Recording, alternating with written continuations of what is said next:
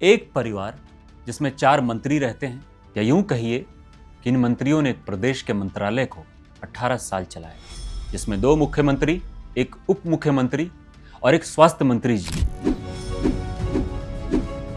दोनों मुख्यमंत्रियों और उप मुख्यमंत्रियों ने मिलकर स्वास्थ्य मंत्री जी की शादी पूर्व मुख्यमंत्री जी की पोती से करवा दी।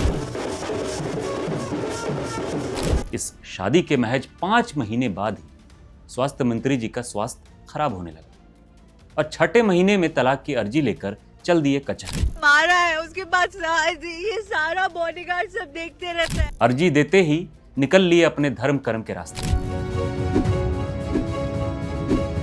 अब घर आई दुल्हन को अपने तलाक की खबर टीवी से मिली। अब इस पर स्वास्थ्य मंत्री जी का स्वस्थ बयान आता है कि मुझे इस शादी में घुटन हो रही थी, मैं दबाव में रिश्ते नहीं निभा सकता। बात तो सही है, स्वास्थ्य का ध्यान तो रखना ही चाहिए। कहा जाता है कि इसी परिवार की एक सांसद को किसी लड़के से प्यार हो गया था। खबर सरकार तक गई। कुछ दिन बाद लड़के की मौत हो गई। खैर, स्वास्थ्य मंत्री जी के केस में सब सलामत है।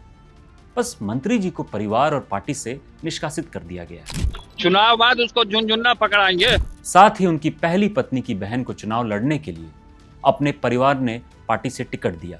लेकिन नेताजी भी बड़े गद्दावर निकले।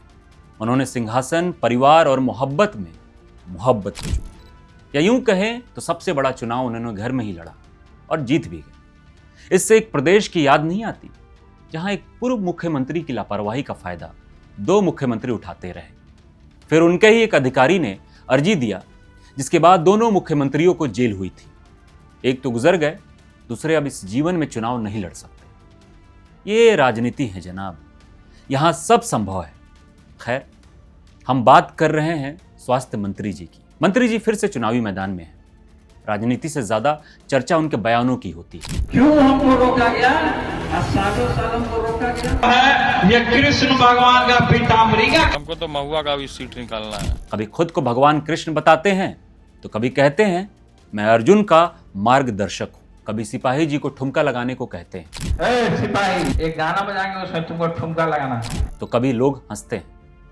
मीडिया सुर्खियां बनाती है और बिहार की सियासत कुछ देर के लिए मनोरंजन बन जाती है। कभी भाई पर तंज, सदन में होते तो इनका बुखार छोड़ा देते। कभी पिता की नसीहतों की अनदेखी, कभी पार्टी पर सवाल, और फिर कहते हैं मुझे गलत समझा गया। उनकी हर बात में एक आत्मविश्वास है। कभी बाबा बनकर लोगों को आशीर्वाद देते हैं, कभी भगवा पहनकर कहते हैं मैं साधु हूं पर राजनीति मेरा धर्म है। मंच पर जोश में बोलते हैं, लोगों के नाम लेकर उगलते हैं। तथ्य उनका लगभग ठीक ही होता है, लेकिन कहने का तरीका जरा कैजुअल होता है। तो उन्हें सफाई भी देना होता है कि मीडिया ने उन्हें गलत दिखाया है।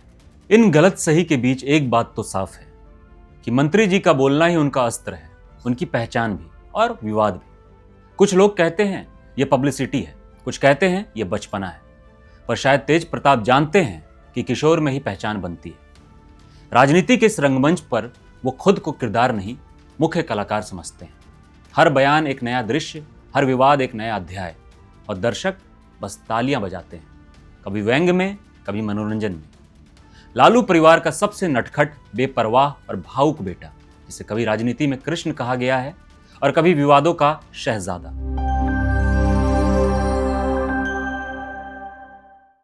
नमस्कार दोस्तों, मेरा नाम है इंद्रमोहन और आज मैं बात कर रहा हूं तेज प्रताप यादव जी की।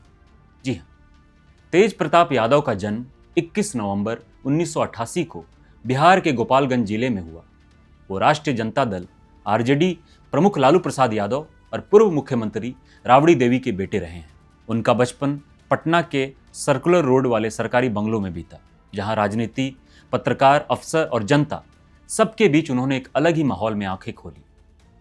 तेज प्रताप को शुरू में राजनीति में उतारने को लेकर परिवार में मिश्रित भावनाएं थी। वो बचपन से ही थोड़ा अलग मिजाज के रहे।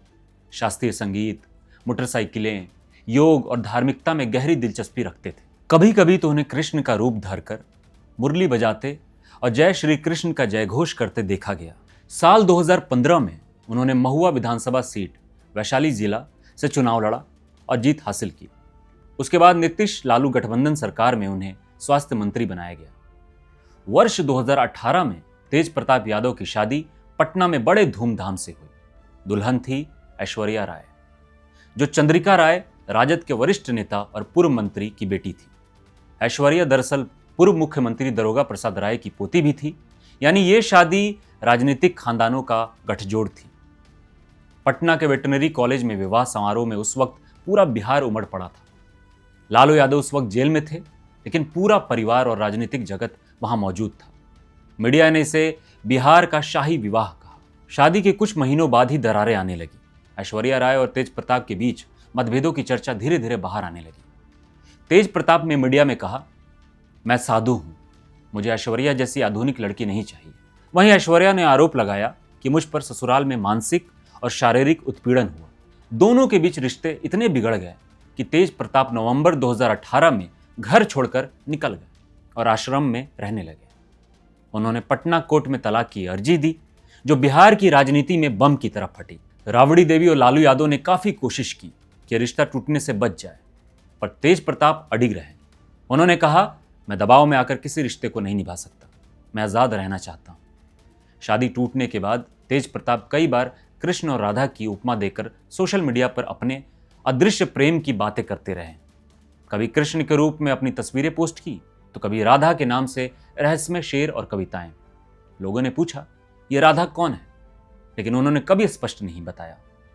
मीडिया रिपोर्ट्स के मुताबिक उनकी जिंदगी में एक लड़की पहले से थी, जिसका उनका रिश्ता परिवार को मंजूर नहीं था।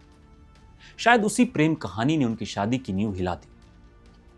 तेज प्रताप यादव ने धीरे धीरे अपने छोटे भाई तेजस्वी यादव से भी दूरी बना ली। तेजस्वी, जो लालू यादव के उत्तराधिकारी माने जाते हैं, पार्टी की कमान अपने हाथ में ली। वहीं तेज प्रताप ने बार बार बयान दिया कि पार्टी में मुझे नजरअंदाज किया जा रहा है। उन्होंने छात्र जनशक्ति परिषद नाम से अलग संगठन बनाया और कहा कि अब वो युवाओं के बीच काम करेंगे। 2021 में उन्होंने आरजेडी से नाराजगी दिखाते हुए कई बार पार्टी की मीटिंगों का बहिष्कार किया। मीडिया में तेजस्वी पर तंज कसे, यहां तक कि कहा, मुझे राम से अलग किया जा रहा है। तेज प्रताप का जीवन धीरे धीरे राजनीतिक से ज्यादा अध्यात्म की ओर मुड़ गया।